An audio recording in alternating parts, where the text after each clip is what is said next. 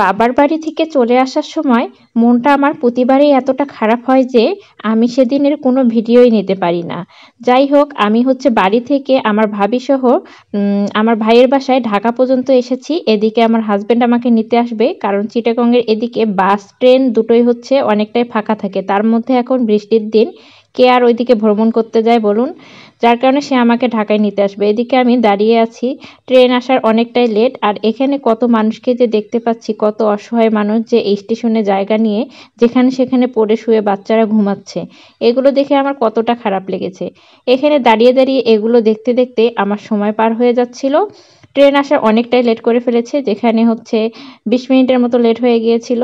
এখানে সব সব জায়গার ট্রেন আসা শেষ, সব শেষে আমাদের চিটাগংয়ের ট্রেন আসবে আর কি। এখানে দাঁড়িয়ে থাকতে থাকতে কত মানুষের সঙ্গে দেখা হলো এবং তারা হচ্ছে চলেও গেল, বাকি আমরাই রয়ে গেলাম।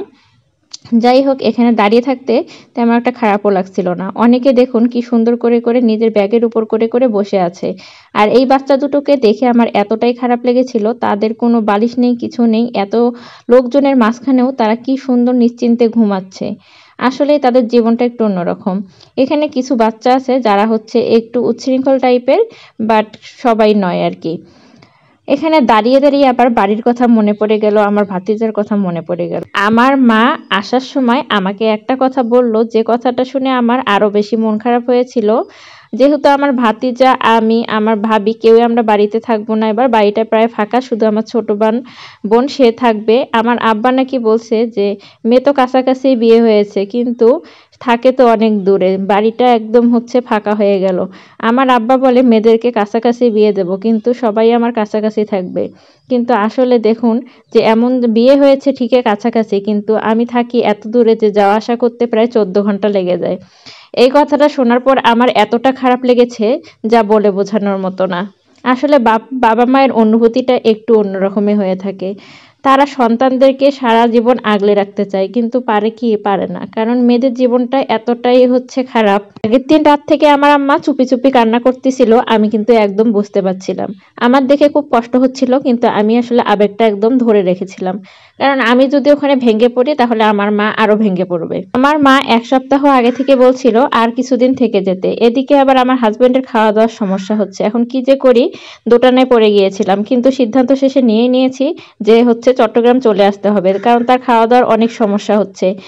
আর হচ্ছে আমি আবার আমার আম্মাকে বললাম, বেশি দিন আবার বাপের বাড়িতে থাকলে তো মানুষের বিভিন্ন কথা তৈরি হয়, তার থেকে হচ্ছে যাই ওখানে কিছুদিন থেকে আসি, তারপর আবারও তো আসবো। যাক, এই কথা শোনার পর আমার আম্মা আবার বলে ফেললো, তুই আমাদের খাস না মানুষের খাস?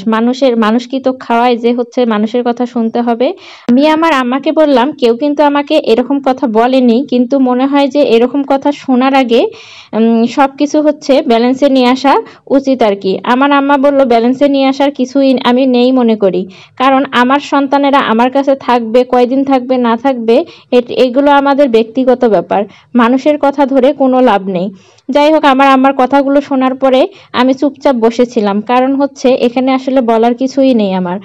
আমি চাই যে আমার বাবা মা সবসময় ভালো থাকুক, আমার পরিবারের লোকেরা সবসময় ভালো থাকুক।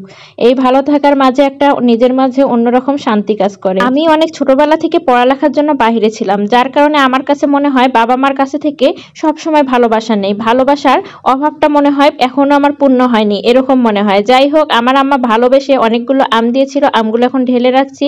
অনেক মাছ মাংসও দিয়েছিল, সেগুলো ফ্রিজে ঢুকে ফেলেছি, ওগুলো আসলে ভিডিও করা হয়নি। ওখান থেকে একটা হাঁসের মাংসের প্যাকেট বের করে আমি মাংস রান্না করে নিলাম, কারণ আজকে এসেই অন্য কিছু রান্না করা সম্ভব নয়, খুব তাড়াহুড়ো করে মাংসটাই রান্না করা সম্ভব হয়। আজকে এ পর্যন্ত ভিডিওটি, আর কেমন লাগলো জানাবেন।